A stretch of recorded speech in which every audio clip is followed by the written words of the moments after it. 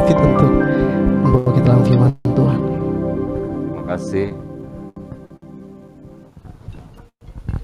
Shalom, selamat sore menjelang malam buat saudara-saudara yang ada di rumah juga yang menyaksikan ibadah Zoom pada sore hari ini, dan terima kasih Pak David sudah memberi saya kesempatan untuk melayani tempat ini. Saya kalau melayani tempat ini rasanya seperti di rumah sendiri gitu ya, rasa keluarga gitu ya. Puji Tuhan. Terima kasih kepada Tuhan. Mari sebelumnya kita berdoa terlebih dahulu. Tuhan Yesus, kami mau mendengarkan firman Allah, urapi hamba-Mu supaya hamba-Mu menyampaikan apa yang sungguh-sungguh menjadi kehendak-Mu dan isi hati-Mu. Tuhan, berilah kepada kami petunjuk daripada firman Allah supaya kami boleh menjalankannya sebagaimana yang Kau kehendaki. Biarlah urapan Roh Kudus ada di atas hamba-Mu, ambil alih pelayanan hamba-Mu supaya nama-Mu saja yang dimuliakan dan kehendak-Mu saja yang terjadi. Dan biarlah Tuhan setiap orang yang mendengar firman Allah pada malam hari ini diberkati oleh-Mu sendiri dan mereka boleh mengalami mujizat. Sebab kami percaya Tuhan di dalam firman Allah ada kuasa dan kehidupan-Mu sendiri. Ketika firman Allah diberitakan, orang-orang bukan hanya mendengar khotbah dan menerima pengetahuan, tetapi menerima impartasi kuasa dan kehidupan Kristus. Dan kuasa dan kehidupan Kristus itulah yang akan mengubahkan hidup kami, bahkan mengadakan mujizat dalam hidup kami. Terpujilah Engkau Tuhan, kami serahkan bagian yang kudus dan mulia ini ke dalam tangan-Mu, dan berdoa di dalam nama Tuhan Yesus. Amin. Saudara-saudaraku, pada sore hari ini saya mau membahas satu kisah yang kita semua sudah tahu, yaitu yang terdapat dalam kitab Rut, ya. Kitab Rut, ya. Di Rut pasal yang ke-1 itu dituliskan demikian, pada zaman para hakim memerintah ada kelaparan di tanah Israel. Lalu pergilah seorang dari Betlehem Yehuda beserta istrinya dan kedua anaknya laki-laki ke daerah Moab untuk menetap di sana sebagai orang asing. Ayat 2, nama orang itu ialah Elimelech, nama istrinya Naomi, dan nama kedua anaknya Mahlon dan Kilion. Semuanya orang-orang Efrata dari Betlehem Yehuda. Dan setelah sampai ke daerah Moab, diamlah mereka di sana. Kemudian matilah Elimelech, suami Naomi, sehingga perempuan itu tertinggal dengan kedua anaknya. Keduanya mengambil perempuan Moab, yang pertama bernama Orpa, yang kedua bernama Rut. Dan mereka diam di situ kira-kira 10 tahun lamanya. Lalu matilah juga keduanya, yakni Mahlon dan Kilion, sehingga perempuan itu kehilangan kedua anaknya dan suaminya. Kemudian berkemaslah ia dengan kedua menantunya, dan ia pulang dari daerah Moab, sebab di daerah Moab ia mendengar bahwa Tuhan telah memperhatikan umatnya dan memberikan makanan kepada mereka. Maka berangkatlah ia dari tempat tinggalnya itu bersama-sama dengan kedua menantunya ketika mereka sedang di jalan untuk pulang ke tanah Yehuda. Saudara, di sini ceritakan ada kelaparan di tanah Israel. Kalau kita samakan dengan keadaan sekarang, ya, kelaparan itu krisis ekonomi lah, ya, krisis ekonomi. Dan krisis ekonomi ini atau krisis ini bukan terjadi sekali dua kali. Udah pernah sebelumnya. Kalau kita baca di zaman Abraham, ya, begitu Abraham sampai di tanah Kanaan, ada kelaparan. Padahal Abraham itu kan pergi ke tanah Kanaan atas panggilan Tuhan, ya, atas kehendak Tuhan. Begitu sampai di Kanaan, ada kelaparan sehingga Abraham harus pergi ke Mesir. Itu enggak, di sana sampai istrinya diambil orang kan sama si Firaun itu. Tapi malah pulang-pulang jadi kaya, ya, dari Mesir itu. Setelah itu kejadiannya lagi adalah di zamannya Ishak. Ya, Ishak juga ada kelaparan dan pada waktu itu dia pergi ke Abimelech. Ya. Dan Ishak diberkati, dikatakan dia semakin kaya lagi, ya. Jadi lewat krisis itu kalau orang Kristen ya luar biasa, selalu akhirnya mengalami berkat ya, mujizat ya. Yakub pun sama ya, waktu zaman Yakub ada kelaparan juga. Mereka akhirnya harus pergi ke Mesir kan dengan keluarganya.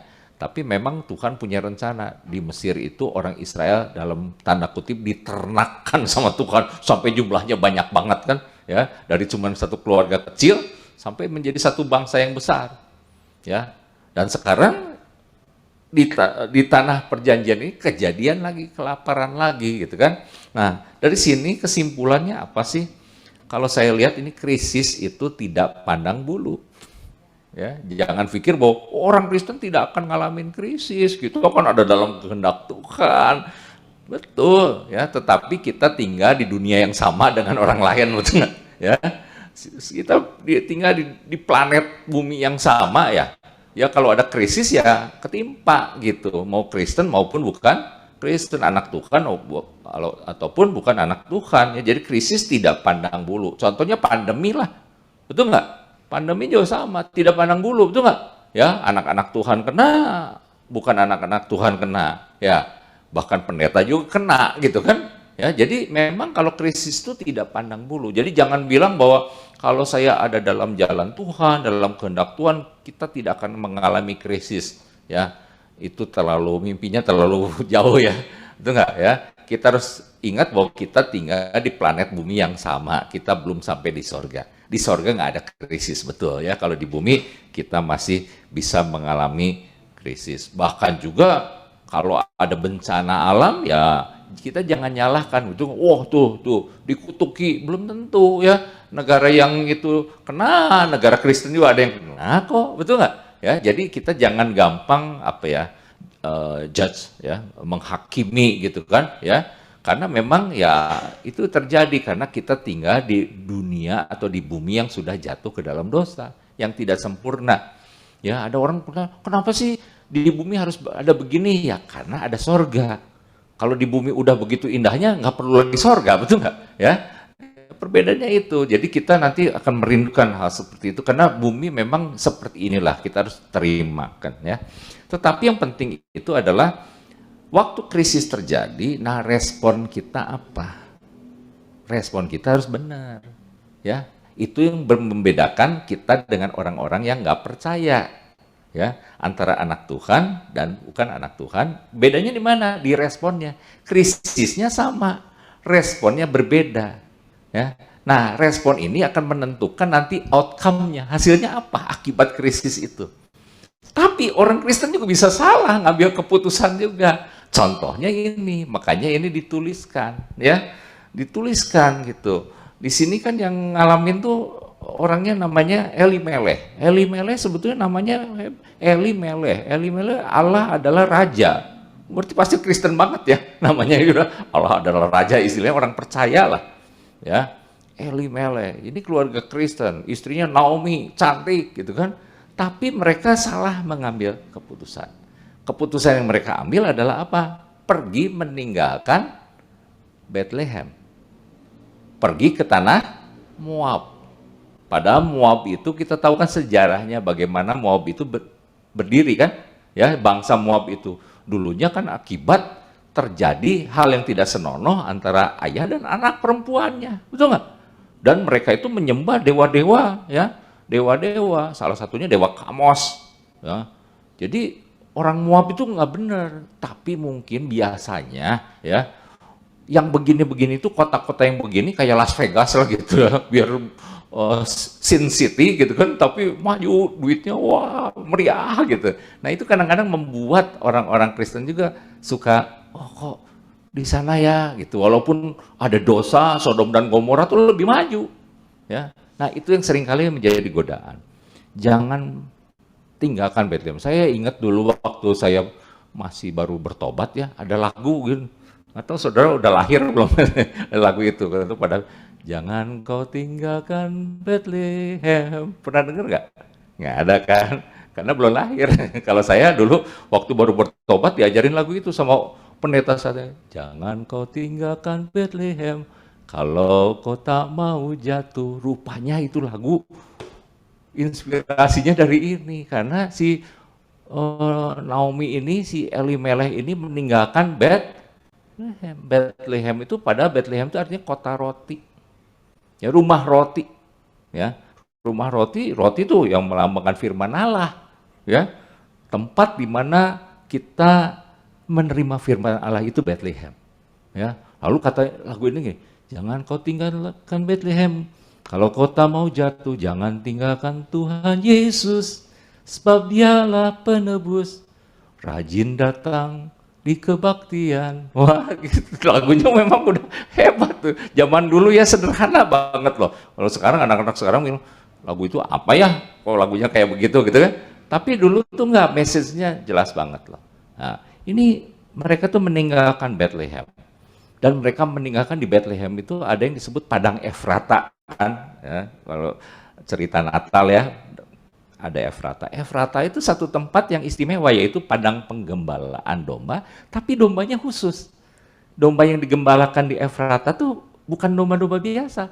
Itu adalah domba yang untuk dipersembahkan sebagai korban di Yerusalem, di Bait Allah. Makanya dombanya tuh di musim dingin ini masih ada. Karena setiap kali harus ada persembahan kan, betul nggak?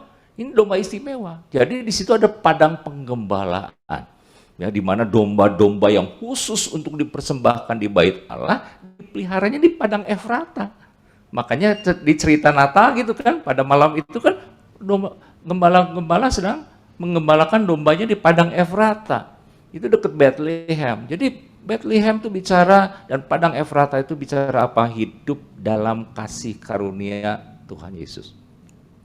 Dalam kitab Ibrani kata, jangan orang meninggalkan kasih karunia, nanti tumbuh akar yang pahit, yang mencemarkan banyak orang. Jadi orang Kristen itu dalam krisis seberat apapun, jangan pernah meninggalkan Tuhan, jangan pernah meninggalkan ibadah, apalagi ya keluar dari kasih karunia Tuhan.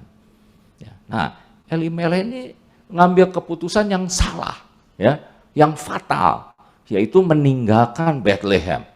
Ya, banyak orang tuh gara-gara krisis udah nggak mau ke gereja lagi loh. Sekarang sejak pandemi banyak yang nggak mau ke gereja, banyak yang nggak mau ke gereja lagi. Ada yang udah hatinya udah tawar seperti begitu. Padahal kemarin kalau nggak salah dengar Pak Jokowi pernah bilang begini, tahun 2022 tuh berat, tapi 2023 ini dia bilang apa?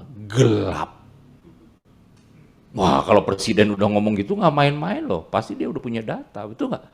Ya, artinya apa? Kita harus semakin erat, melekat, tinggal dalam kasih karunia Tuhan. Jangan pernah meninggalkan Bethlehem, jangan tinggalkan padang Efrata. Ya, sebab biar bagaimanapun dalam krisis itu di situ aman. Memang susah, tapinya terpelihara. Nah, kalau kita lihat, ya. Mengapa si Elimelech ini pindah ke Moab pada waktu kelaparan? Sebetulnya mereka belum jadi korban loh. Belum ya, kalau dilihat di ayat 21 ya. Ayat 21 bilang gini katanya. Dengan tangan yang penuh aku pergi. Berarti pada waktu pergi itu kaya loh. Betul nggak? Bukan udah bangkrut. Jadi dia pergi ke Moab itu bukan karena ada krisis, itu bangkrut. Ya udahlah kita pergi ke Moab lah, cari nafkah gitu kan. Ini bukan, dengan tangan yang penuh aku pergi. Berarti orang ini nggak miskin, mereka kaya. Kenapa pergi?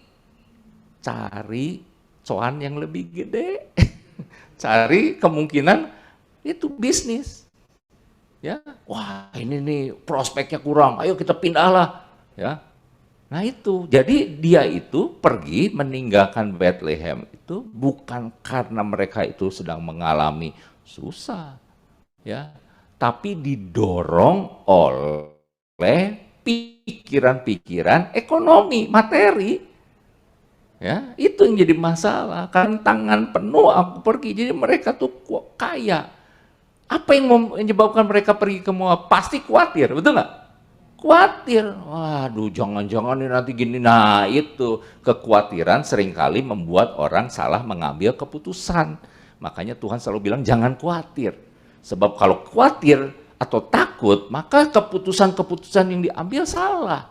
Harusnya kan keputusan kita harus didorong oleh kehendak Tuhan. Betul nggak? Cari Tuhan, berdoa dulu, kalau perlu berpuasa, konsultasi dengan pembimbing rohani, dibicarakan, betul nggak?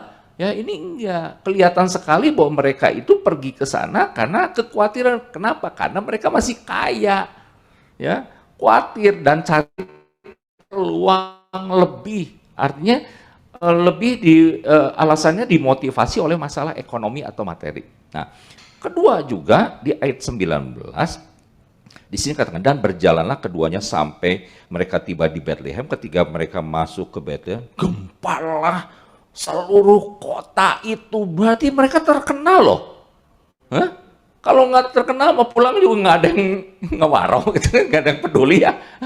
Si Naomi antepin aja. Ini kan enggak, gempar. Berarti orang ini tuh bukan hanya kaya, wah dia terkenal loh, orang terkenal, kesohor loh. Betul nggak? Seharusnya mereka nggak perlu pergi juga, mungkin aman ya, kaya masih kaya kok ya. Jadi mereka tuh terpandang, mereka tuh mapan. Kenapa mereka sampai pergi? Sekali lagi, bukan karena kehendak Tuhan, tapi lebih didorong oleh kekhawatiran. Wah ini bakal krismon, waduh apa yang khawatir? Banyak orang suka salahkan. Dulu lagi zamannya, tahun 98 ya. Tetangga saya pergi ke Malaysia, sampai jual mobilnya loh. Wow, ini HP imahnya, kita pergi gitu. Kan gitu lagi rame kan, lagi zaman kerusuhannya. Udah sampai sana, balik lagi. Aman kok, aman, saya masih di situ. Ya, masih nggak apa-apa. Ya, dia kehilangan mobil tuh gara-gara. Nah itu ya, kekhawatiran menyebabkan orang mengambil keputusan-keputusan yang salah loh. Betul nggak? Ya, saya nggak apa-apa, terpelihara waktu dia pulang, ya nggak apa-apa. Kok David nggak apa-apa, keluarganya nggak apa-apa, semua rumahnya aman, dia khawatir sekali. Nah itu sudah. Ya, ini kejadiannya gini. Dan mereka itu, nah ini salahnya lah ya. Udah sampai di sana, mereka itu ngawinin anaknya sama orang dunia, betul nggak?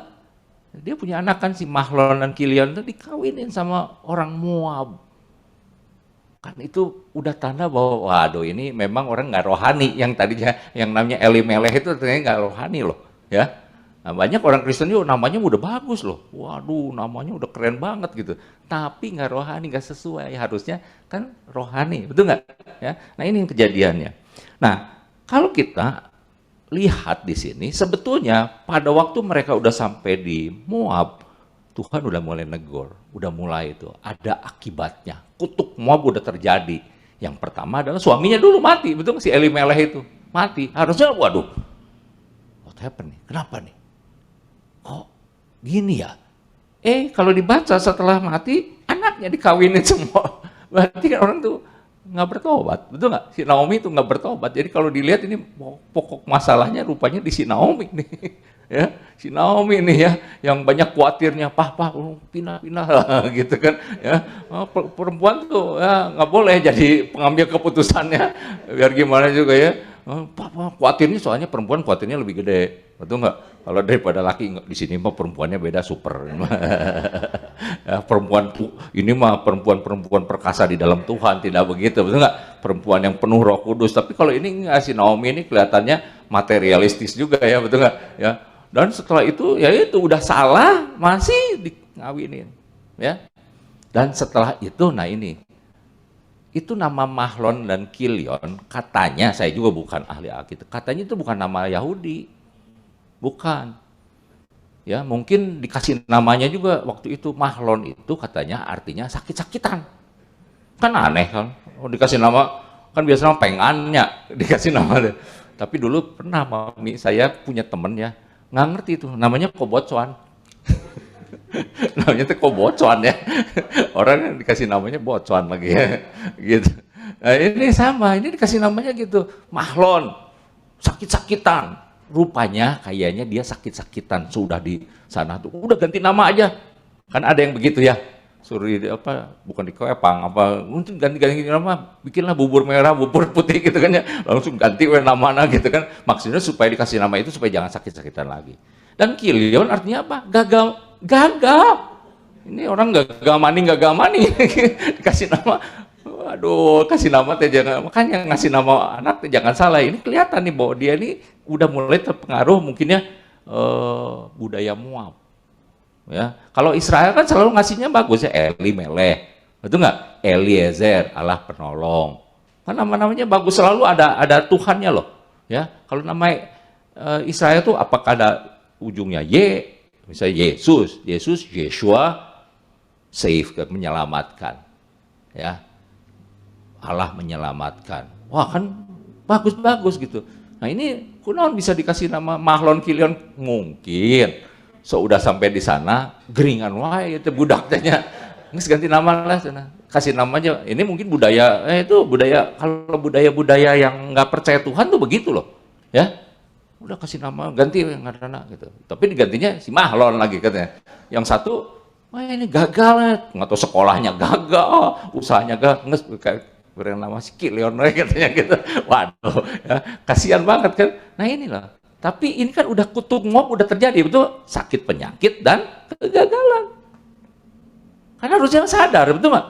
Pertama si Elimelech mati, sekarang gagal aja sama sakit-sakitan anak-anaknya. Ya, tetapi ya inilah, ya orang tuh nggak belajar daripada kesalahan. Ya, sebab itu saudara-saudara ini pelajaran yang penting ya. Dan setelah itu gara-gara ini hilang semuanya kan, kalau dibaca di ayat 5, lalu matilah juga, udah tadinya sakit-sakitan dan gagal terus mati. Waduh, itu nggak, udah suaminya mati, anaknya mati. Sebelumnya anaknya cuma sakit-sakitan dan gagal terus, betul nggak? Sekarang mati nih. Lalu matilah juga keduanya, yaitu Mahlon dan Kilion. Sehingga perempuan itu kehilangan kedua anaknya dan suaminya. Lihat nggak, keputusan yang salah itu akibatnya fatal. Ya, itu pentingnya loh. Ini kan bakal ada nih, nggak tahu ke depan betul nggak akan ada krisis seperti apa. Ini peringatan buat orang-orang Kristen loh. Jangan kau tinggalkan Bethlehem. Jangan pernah meninggalkan kasih karunia Tuhan. Jangan meninggalkan persekutuan. Jangan ngambek sama Tuhan. Ya, wah udahlah, tekak gereja deh. Yang rugi dia, Tuhan nggak rugi apa-apa. Orang itu nggak ke gereja juga, betul nggak? Yang rugi orang itu. Kalau ngambek sama Tuhan, Tuhan mah diambek kayak apa juga, nggak akan turun kuasanya, betul nggak? Dia mah tetap aja maha kuasa. Yang rugi adalah yang ngambeknya. Jadi jangan orang Kristen jangan suka ngambek-ngambek sama Tuhan, karena yang rugi kita sendiri. Ya, nah ini contohnya ini ya, marah sama Tuhan apa gitu kan. Nah kalau kita lihat lagi di ayat 20, ini dia bilang gini, tetapi ia berkata kepada mereka, janganlah sebut aku Naomi, sebab sebutkanlah aku Mara, sebab yang maha kuasa telah melakukan banyak yang pahit kepadaku. Sekarang nyalahin Tuhan. Yang maha kuasa melakukan yang pahit, lagi perginya nggak berdoa, betul nggak? Pulangnya lah nyalahin Tuhan. Nah, itu orang begitu.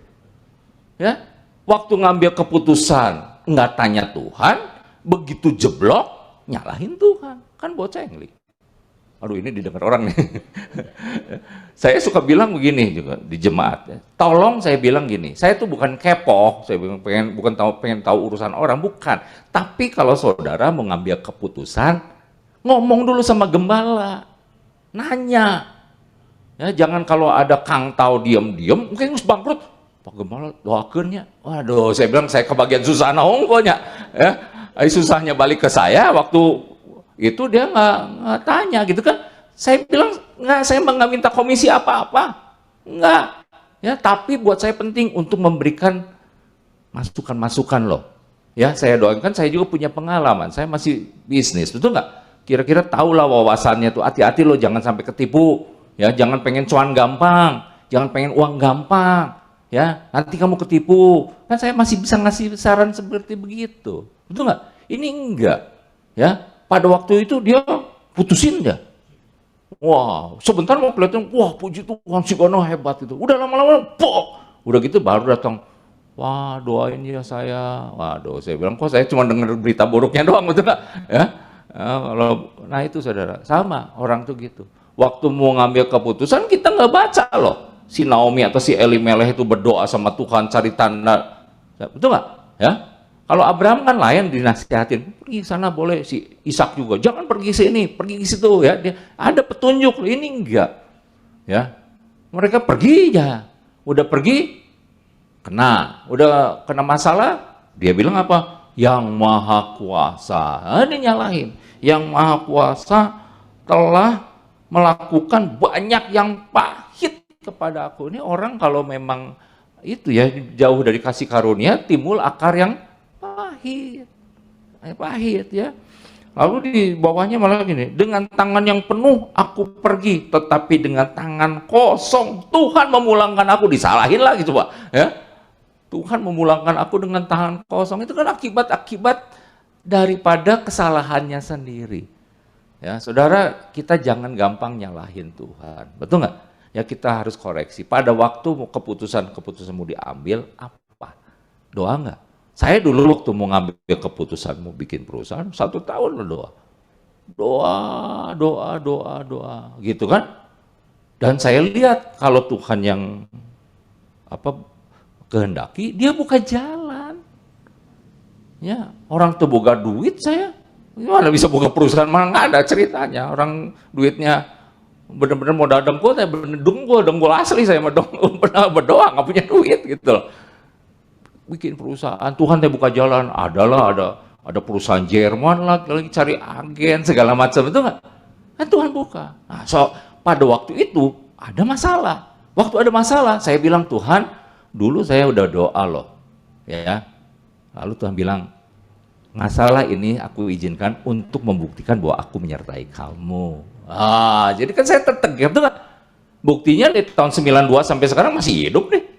Betul nggak? Lewat krismon, lewat kemarin pandemi, kita nggak kekurangan apa-apa. Nah di situ kalau kita ada dalam jalan Tuhan, betul nggak? Tapi kalau saya nggak doa sama Tuhan, begitu masalah, bimbang saya, betul nggak?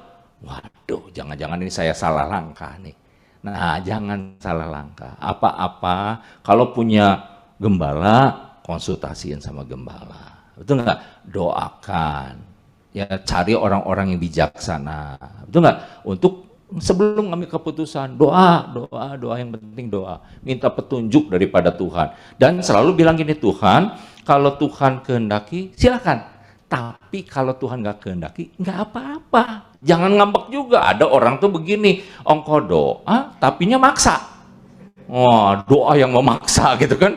Ya Tuhan berkati, kalau enggak awas loh. Itu menandanya fait accompli ya, betul nggak? Tuhan disodorin ini suruh teken. Nih Tuhan nih rencana saya teken. Banyak kan orang gitu loh. Ya, apa-apa tuh udah jadi keinginannya, Tuhan suruh memberkati. Kan salah, betul nggak? Orang harus netral. Kalau cari kehendak Tuhan harus netral. Jadi boleh, enggak jadi nggak marah. Baru Tuhan bisa kerja. Tapi kalau orang udah kekeh, susah.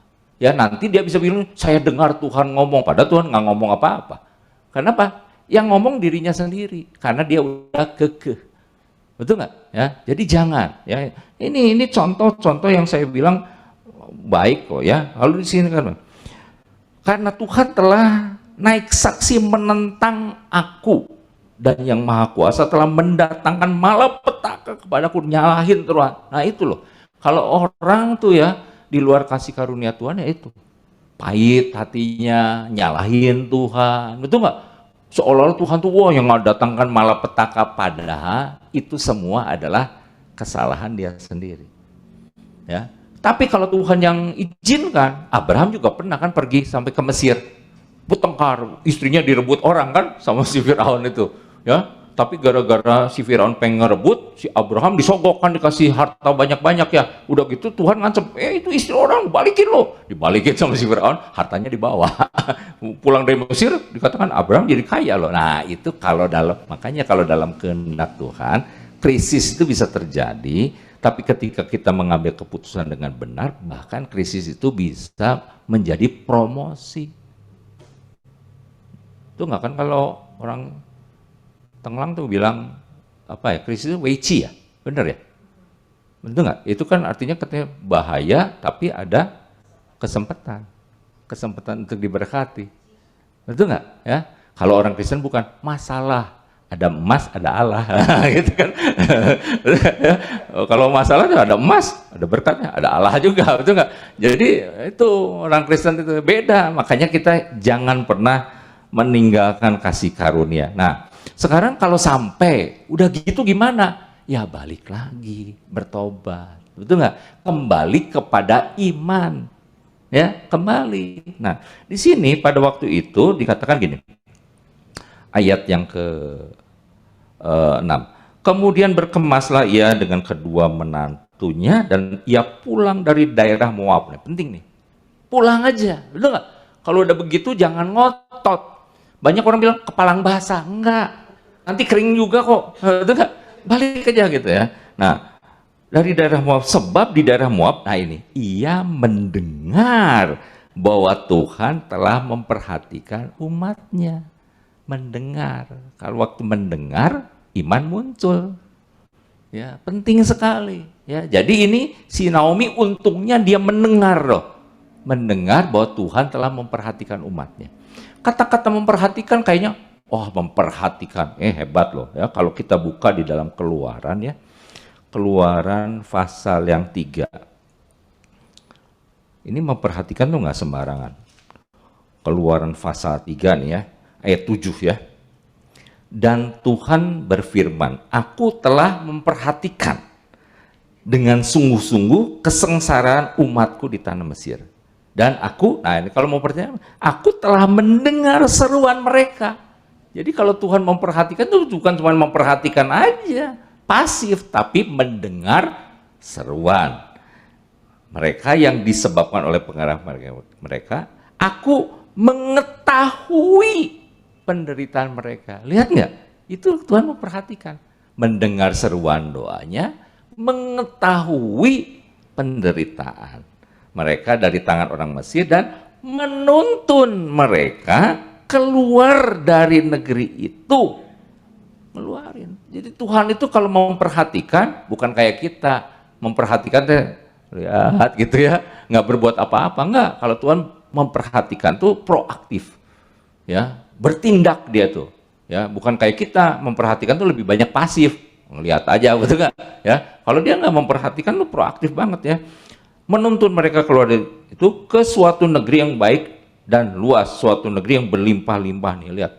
Jadi kalau Tuhan memperhatikan, tadi dikatakan bahwa dia itu mendengar seruan, mengetahui penderitaan, lalu menuntun mereka keluar. Wow, ini yang didengar. Oh, ternyata Tuhan masih memperhatikan, katanya di Bethlehem itu, betul nggak?